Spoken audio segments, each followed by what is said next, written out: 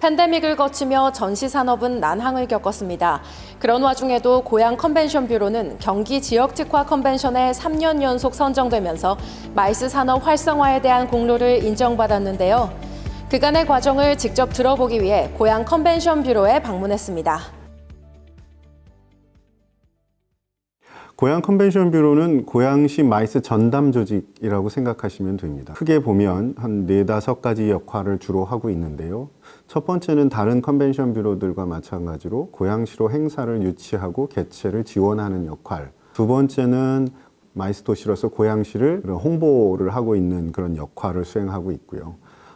그 다음에는 또 고양시의 어떤 그 마이스 산업 생태계를 좀 강화하고 조성하는 역할도 하고 있고요. 저희 인터뷰를 진행하고 있는 이 공간이 고양시 마이스 육성센터라는 곳인데요. 이곳을 통해 가지고 그 기존의 마이스 기업들 역량들 좀 강화하고 새로운 기업을 발굴할 수 있는 거점화를 하고 있는데요. 그리고 또 저희가 중장년 운영 요원이라고 해서 단기 일자리이긴 하지만 인력 양성 사업도 일부는 하고 있습니다.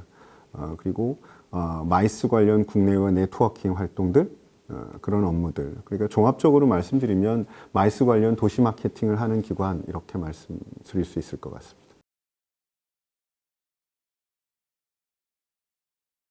경기 지역 특화 컨벤션은 경기도를 대표하는 국제회의를 만들겠다라고 해서 이제 경기도가 시작한 사업이고요.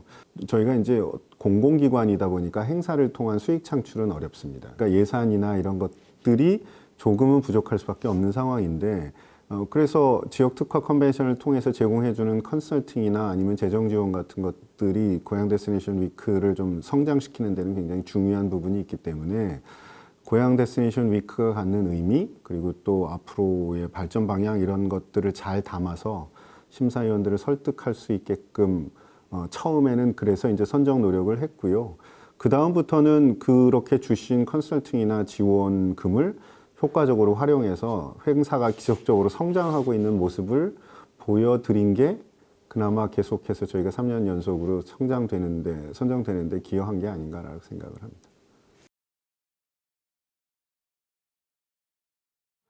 고양 데스티네이션 위크는 처음 단계부터 몇 가지 목적을 가지고 시작한 행사였어요. 첫 번째는 마이스 도시로서 고양시를 대내에 알릴 수 있는 그런 행사로 만들어보자. 고양시를 대표하는 국제적인 회의로 만들어보자라는 의도가 처음에 있었고요. 두 번째는 이런 그 행사를 통해 가지고 고양시의 마이스에 관계하는 사람들, 또 시민들의 마이스에 대한 인식도 고취하고, 또는 국제적인 인사들의 어떤 인사이트를 계속 이 행사를 통해서 제공을 해가지고 마이스 업계의 경쟁력 강화하는 데 좀 기여를 해보자. 그리고 또 그런 글로벌에서 국제적인 인사들 초청, 그리고 마이스 전문가들의 장을 만들어서 인적 네트워크를 교류할 수 있는 장을 만들어 보자. 이런 목적을 가지고 만들었던 행사이고, 올해 이제 7회차를 맞게 됩니다. 올해도 역시 8월 23일부터 8월 26일까지 4일간 개최가 되고, 소노캄 호텔에서 개최가 되고요. 올해는 3개 행사로 구성이 될 것 같습니다. 그래서 국제 컨벤션 협회와 공동으로 주최하는 챌린지가 있습니다. 젊은 친구들을 대상하는 공모전, 결승전이 있고요.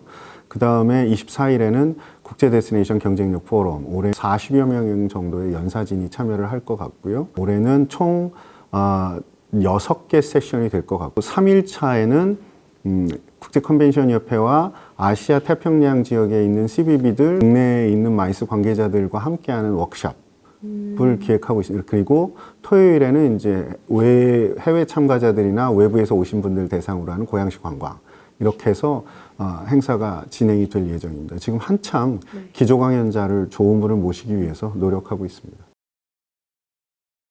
저희가 제일 경계하는 것이 이 고양 데스티네이션 위크라는 행사가 단순히 마이스인들만의 행사, 이렇게 고착이 되는 건 지향하지 않고요. 그 시민 참여를 어떻게 좀 확대할 수 있을까라는 부분에 있어서 신경을 좀 쓰려고 합니다. 시민들도 좀 공감할 수 있는 주제를 같이 넣어서 테이블탑 전시 등 같은 것들을 기회를 제공하고, 만찬이라든가 공간이라든가 공연이라든가 이런 것들도 고양시의 특색을 좀 갖출 수 있게끔, 그래서 지역 기반의 국제적인 마이스 행사, 그리고 시민이 참여할 수 있는 마이스 행사, 올해 행사의 주안점이라고 보시면 될 것 같습니다.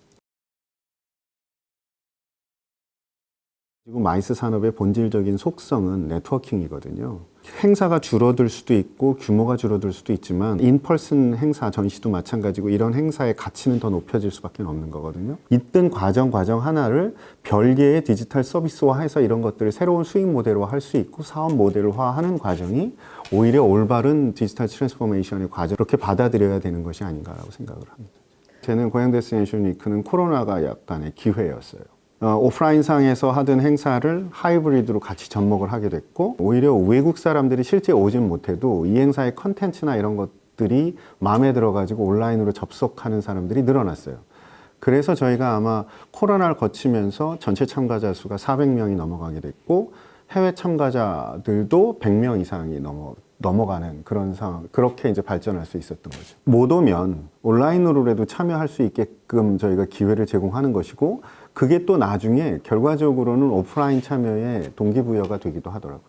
온오프라인이 같이 진행되는 형태가 행사를 체계적으로 성장시키는 데 있어서는 도움이 되는 부분이 있고 잘 활용해야 되는 측면이 있는 거라고 생각을 하는 거죠. 마이스를 잘 활용하는 거예요.